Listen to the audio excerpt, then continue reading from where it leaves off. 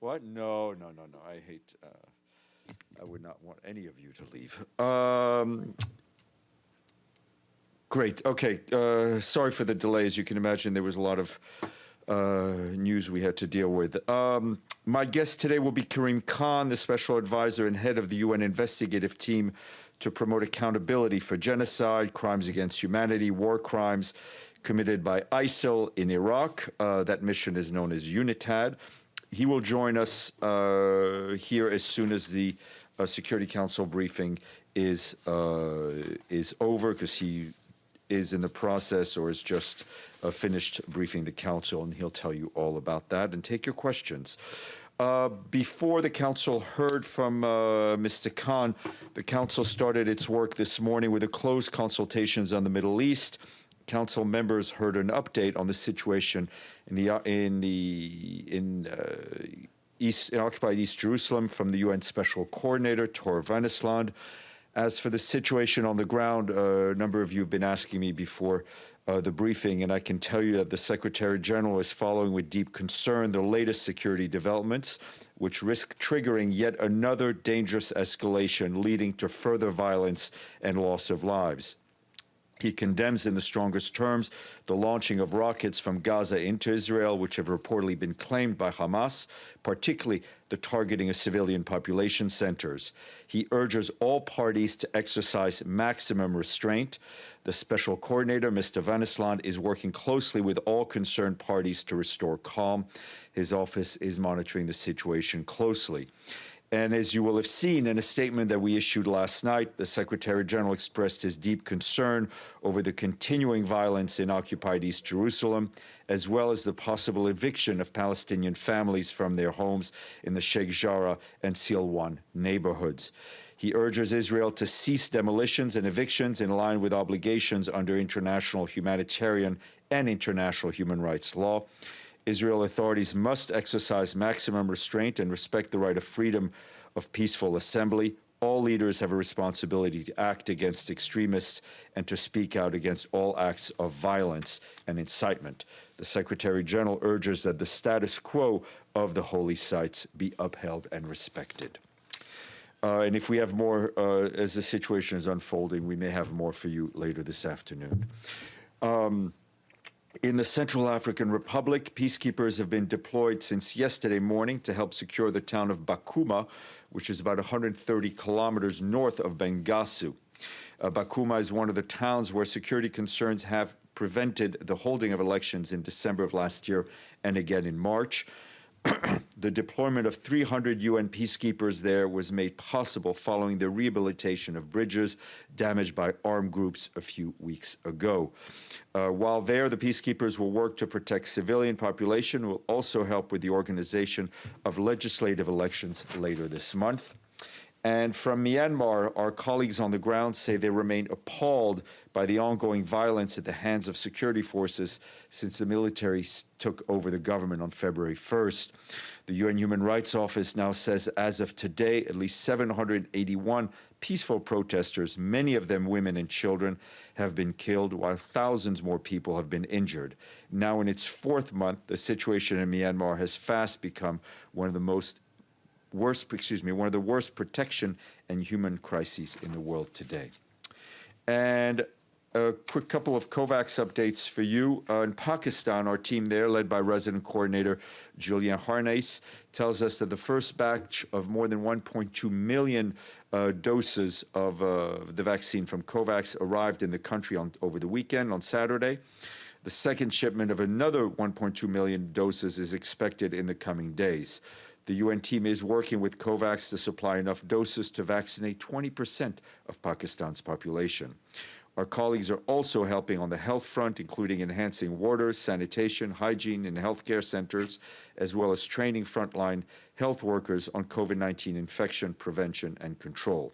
Our team has provided personal protective equipment to more than 1 million health workers and police officers. Meanwhile, Madagascar has received 250,000 doses over the weekend. The country's vaccine campaign started today. The UN team, led by the resident coordinator Isa Sonogo, will help authorities to vaccinate frontline workers, as well as healthcare workers, law enforcement officers, social workers, as well as other vulnerable groups. We have also helped train healthcare workers on how to roll out a vaccine campaign. And in more COVID news, Nepal, our team led by UN team there, led by the resident coordinator Sara Besolov Nyanti, is stepping up its support to address the rapid surge in COVID-19 cases by deploying staff and additional financial and technical support. We've been provided critical health supplies such as oxygen concentrators. With the return of thousands of people to Nepal from neighboring India, UNICEF and the International Organization for Migration are helping border authorities by providing health and safety equipment, as well as disseminating information, travel advisories, and health messages. To date, Nepal has received more than 2 million vaccines from COVAX and other supplies. Sources. To date, more than 1.8 million people have received a first dose, with more than 360,000 having received 2 doses. UNICEF helped to set up the media crisis hubs so that health authorities can quickly communicate accurate information about the pandemic and the vaccines. Just want to flag an announcement from our colleagues in the Department of Management, Strategy, Policy and Compliance. They say that the UK has donated $1.1 million to the Trust Fund of Victims of Sexual Exploitation and Abuse. That brings the total of money in the trust fund to $3.8 million. This represents more than 25% of the total trust fund revenue, the biggest contribution so far among the 23 contributors. So we thank the UK and welcome their commitment and invite other member states to contribute. The trust fund is the only dedicated mechanism to provide financial support for services and assistance to victims of sexual exploitation and abuse by UN personnel. It empowers communities, raises awareness of the scourge, not only in the Central African Republic, but the Democratic Republic of the Congo, Haiti, and Liberia. More information is online. A couple of things I want to flag for the record over the weekend.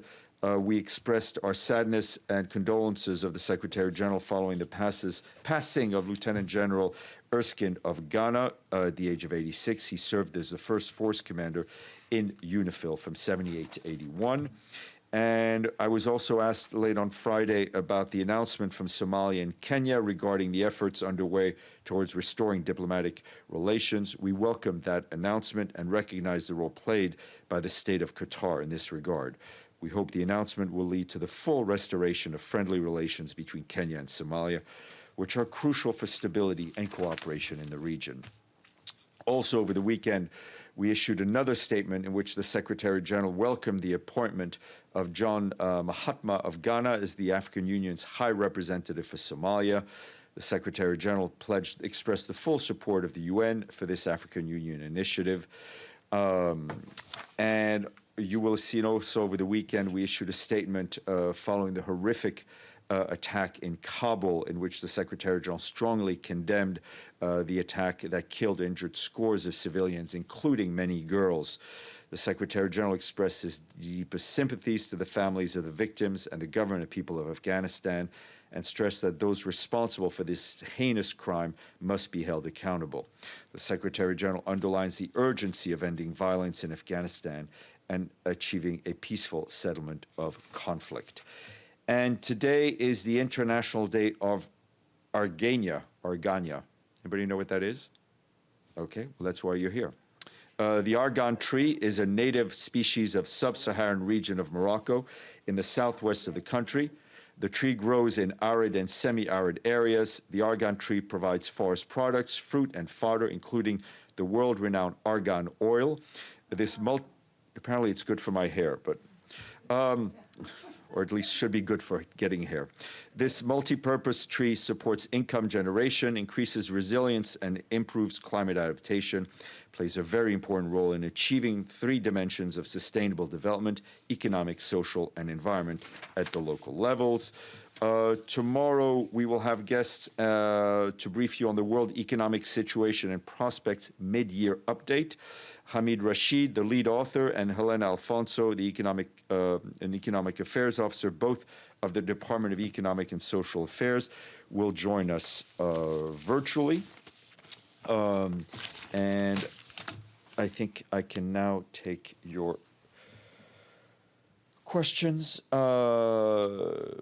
Okay, let's go to Ibtisam.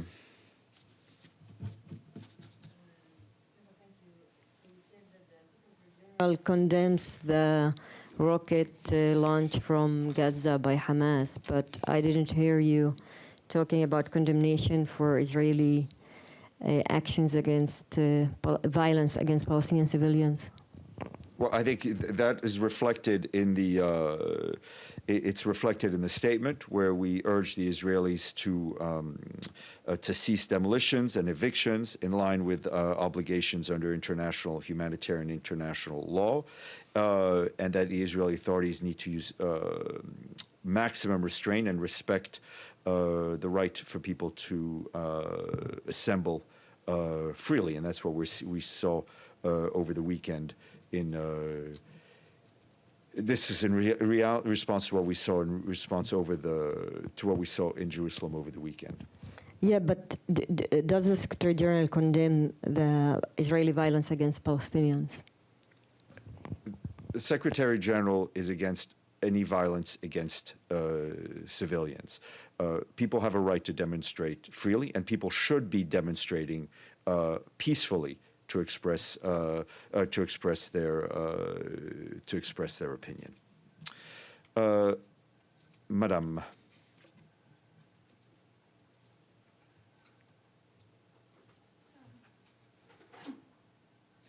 Thank you, Steph. A follow-up on East Jerusalem. Can you tell us how many Palestinians have been injured during the clashes over the weekend? And also, has the Secretary General talked to the Israeli Prime Minister?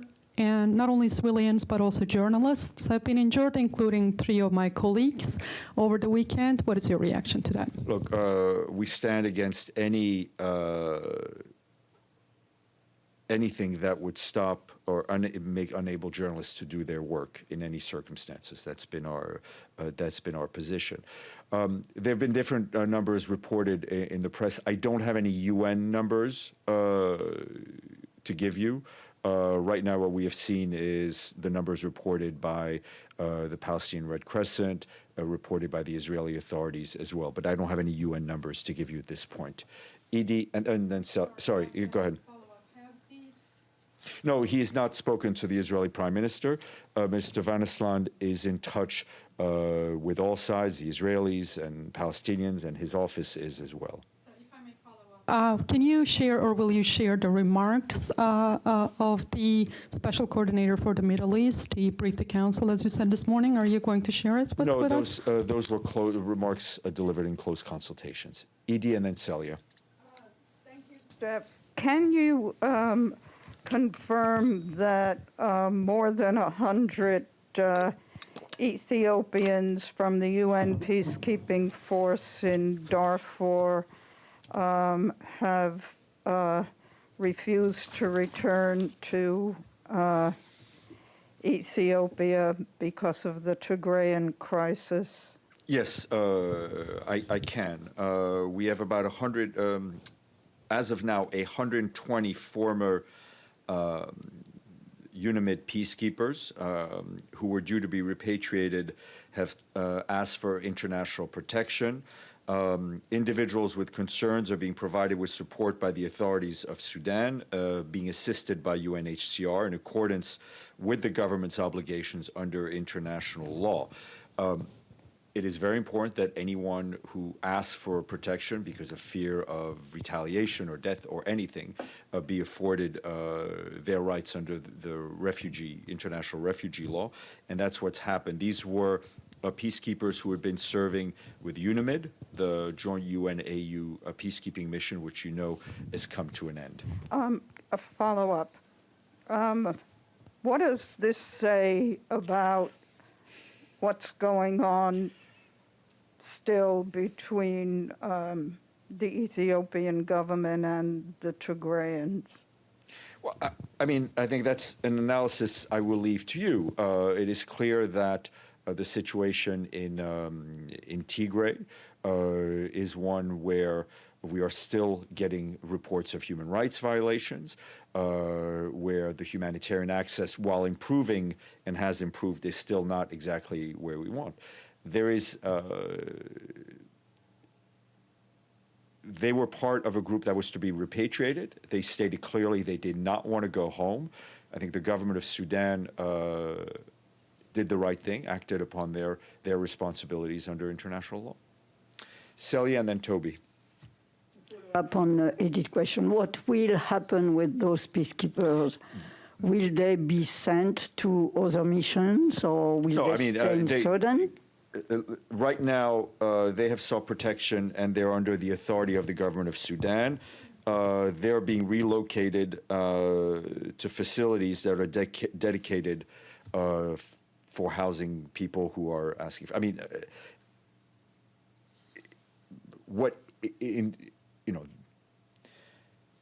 I don't want to speculate, but it's clear that if, and I can't talk about these cases, but if someone, and let's speak in broader general terms, if a soldier refuses to go home, I would assume that he's no longer considered to be part of that military.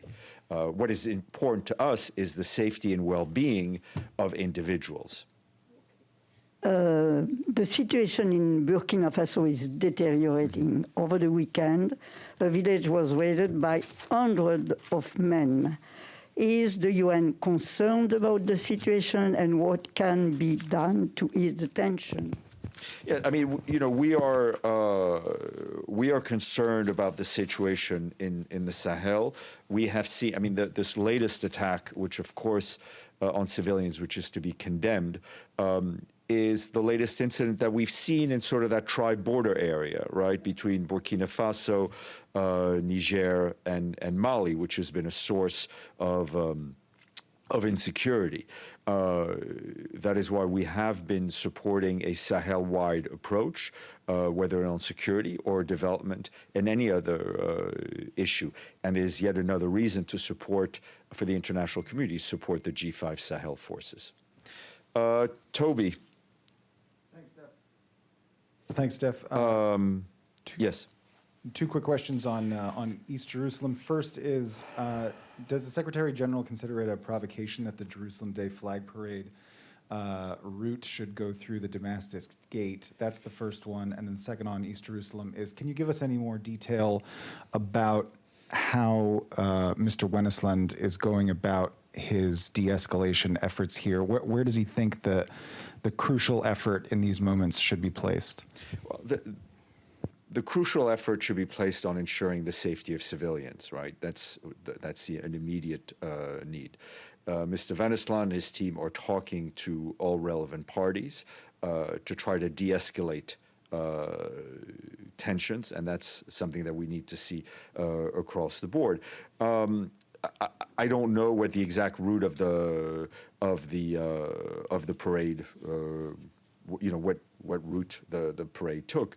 What is important is that we don't want to see anything from anyone that would provoke more violence and provoke more injuries. Thanks. And then one on Myanmar. The formation of the National Unity Government's defense force. Does the Secretary General think this is a good idea, a dangerous idea? Obviously, civilians need protection there. Does this make the chance of civil war more likely, since now we have another? Look, I mean, it's hard to predict what will happen. We're obviously aware of the announcement of the quote People's Defense Forces. For our part, we stand fully behind the right of people everywhere to assemble freely, to protest freely, and to express their democratic aspirations. And we continue to condemn the use of lethal force against these civilians. Okay, we will go to our video participants, Benno, and then Joe Klein, and then Michelle. Thank you, Steph. I just have a short follow-up to East Jerusalem. Does the Secretary General see one of the conflict parties as the aggressor in this newly in this violence? Look, there is a cycle of violence that must cease, and for that cycle to be broken, all parties need to participate. Joe.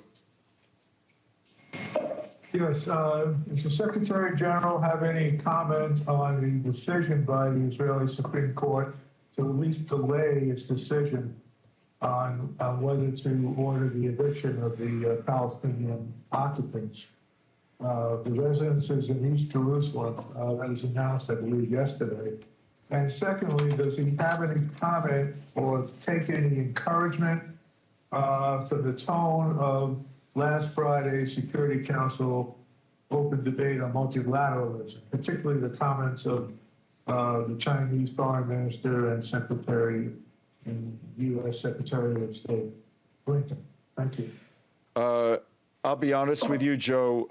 Friday now seems a distant memory for me, with everything that's happened over the weekend. We are always pleased when member states gather to discuss multilateralism. We always hope that it is done in a spirit of cooperation and of support for the ideals in the Charter. And I will let you do the compare and contrast with all those meetings. We have no specific comment on the decision by the Supreme Court to delay its ruling. We have our position is that we urge Israel to cease evictions in line with its obligations under international law, international humanitarian law. Okay. Of course. Please go ahead. Yeah, just to follow up. If the Supreme Court of Israel were to reach a decision that results in evictions through the Israeli judicial process, would that alone be considered a violation of international law by the Secretary General? I'm not going to speculate on what ifs. Our position is clear today, and it will not. I don't anticipate it changing in any time, Madame. Thank you, Steph. Does the SG think that the evictions are a violation of international law? Well, I think it's pretty clear the Secretary General urges Israel to cease demolitions and evictions in line with its obligations under international humanitarian and international human rights law. Iftikhar, I think you had a question. And then we'll go to Michelle, sorry. Iftikhar and then Michelle. Thank you, Steph. The situation in East Jerusalem, as you stated, is extremely serious, and the Secretary General agrees with that. Does he plan to use his authority under Article 99 to bring the situation and convene the Security Council? Well, I mean, it seems to me that the Security Council is fully seized of the issue, given that the situation in the occupied Palestinian territory, including East Jerusalem, is on its agenda.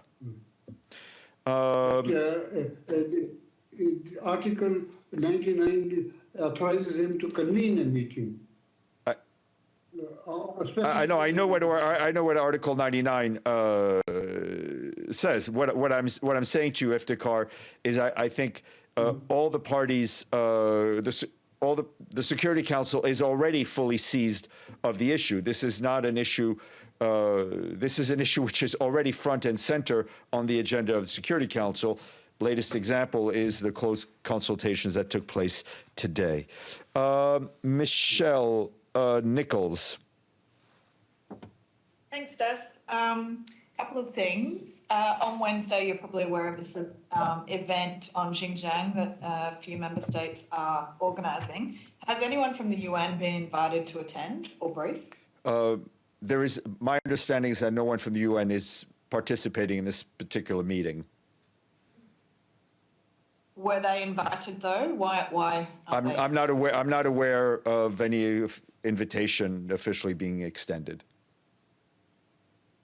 And then just on this, you're probably saying this cyber attack on the US pipeline, on the ransom that's being asked for. Does the Secretary General have any sort of thoughts, concerns on this particular incident and any precedents that may be set if ransoms are paid? Look, I'm not going to get into the middle of whether or not ransoms should be paid or not paid into an ongoing security incident. I'm not sure that would be helpful in any way. What I can tell you is that this issue of cyber warfare, cyber criminality is one that member states need to deal with. That's what all stakeholders involved in this need to deal with. It is becoming an increasing reality, and it is a space that needs to we need member states and other stakeholders to agree on the proper frameworks and the proper issues so as to try to combat this sort of criminality, which could have devastating impact on the world that we all live in. A follow-up on that. Yep. Steph, the Secretary General has been talking about this issue for quite a while. What seems to be the major holdups in trying to get any kind of an international agreement on how to tackle cybercrime? I think, one of the issues is, to state the obvious, lack of agreement among member states. But also, this is one of these issues in which the levers, so to speak, are not just in the hands of member states. The private sector and other stakeholders also need to participate in these debates in one format or another. Excuse me. It was a rough Mother's Day. All right, I think our guest is here, unless, Oscar, I think you had a question, and then we'll go to Karim Khan, who should be here. Yes, thank you, Stéphane. Yes, sir. And Stéphane, today is the 12th day of demonstrations against the government reforms and the upsurge of violence in the city, Cali, Colombia. And the National Strike Committee requests the participation of the Church and the United Nations on these dialogues with President Duque to find solutions to the crisis. Is the UN being part of these dialogues, and what is the part the UN is doing on the dialogues to find the solution of this rates of upsurge? Of violence in the country.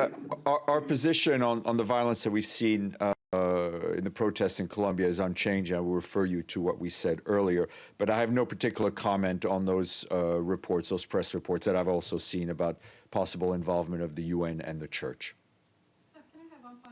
Of course you may. Thank you. I'm just wondering if the UN has a position on the space debris re-entering the Earth, just like we saw over the weekend that there were concerns about China's out-of-control rocket. And if not, do you think the UN should have a position? We're really talking about everything today, huh? I will stop freelancing, and I will check with my colleagues from the Office of Outer Space Affairs if there's anything to be said. Let me see if Mr. Khan's in the waiting room. Nope. All right. I just ask you for your patience for 2 more minutes, and we'll have our guest. Is he here? All right. Wave him in. Oh, he's walking. Okay.